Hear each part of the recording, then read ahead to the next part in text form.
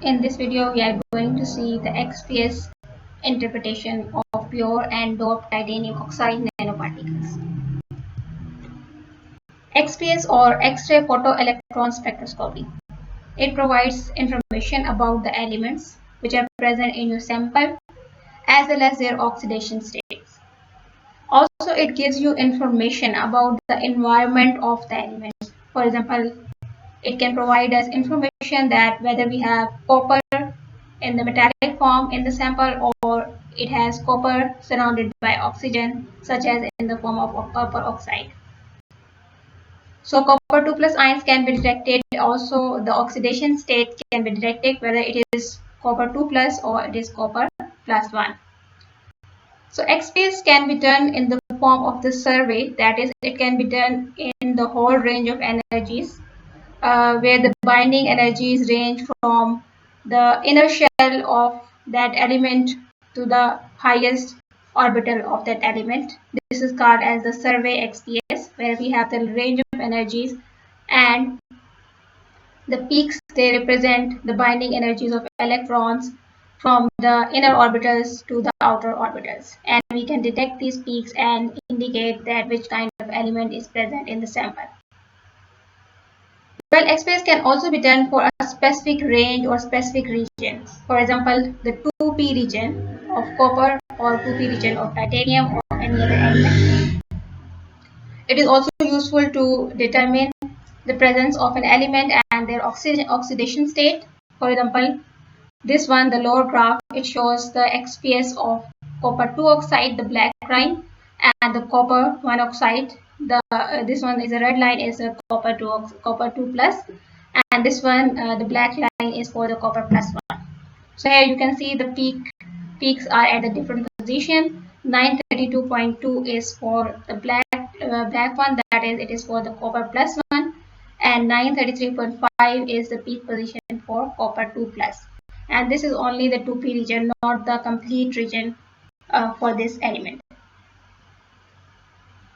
So for the 2p region, we usually observe two peaks, and how these two peaks are coming and what are these two peaks, we may discuss it in another video. So now let us see the interpretation of the XPS for titanium oxide nanoparticles, and what happens if we dope these titanium oxide nanoparticles, what happens to the XPS spectra of titanium oxide.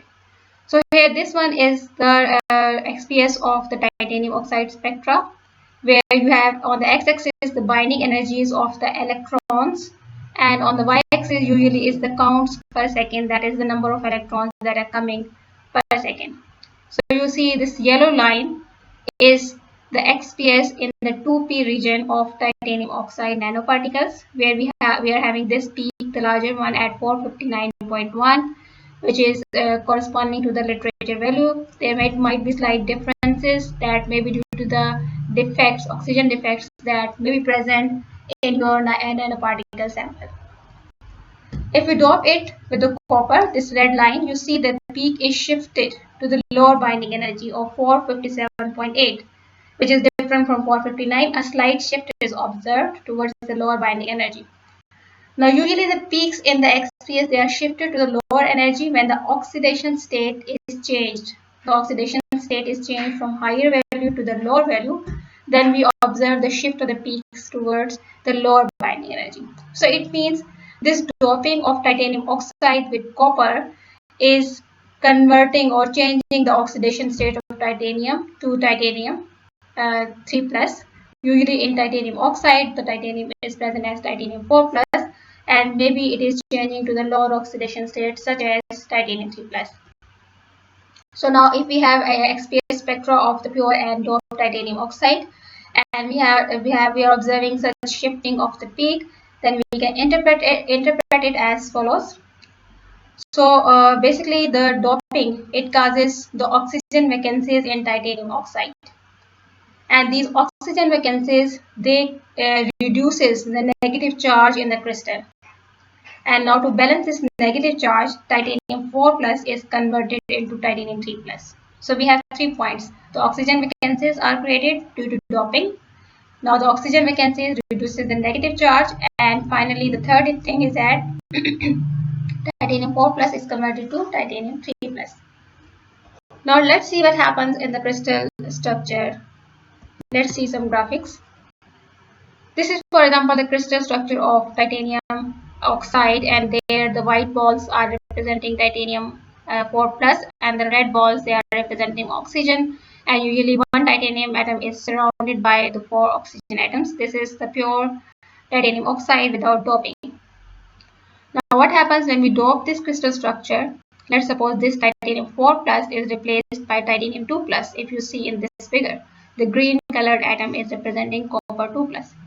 Now copper has an oxidation state of +2, so it will bind only with 2 oxygens. And what will happen? These 2 oxygens which were earlier binded with the titanium, now they are free, and they will move from this position, and thus they will create the oxygen vacancies. Now this oxygen can be removed from the system in the form of oxygen gas. It can come out of the crystal structure, and we have the oxygen vacancies in the system.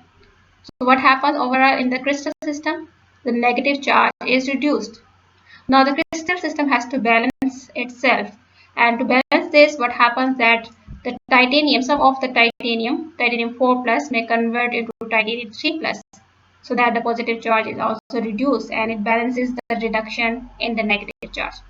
So this can happen in a system when we are doping, and this reduction of the sum of the positive charge to the less positive charge of the titanium ions, it can be represented, or it can be expressed in the XPS spectra when we take it for the pure titanium oxide and for the doped titanium oxide. So this is one kind of interpretation that you might need to do when you are doing the doping in titanium oxide. In the next videos, we will explain further XPS interpretation. So see you. Bye.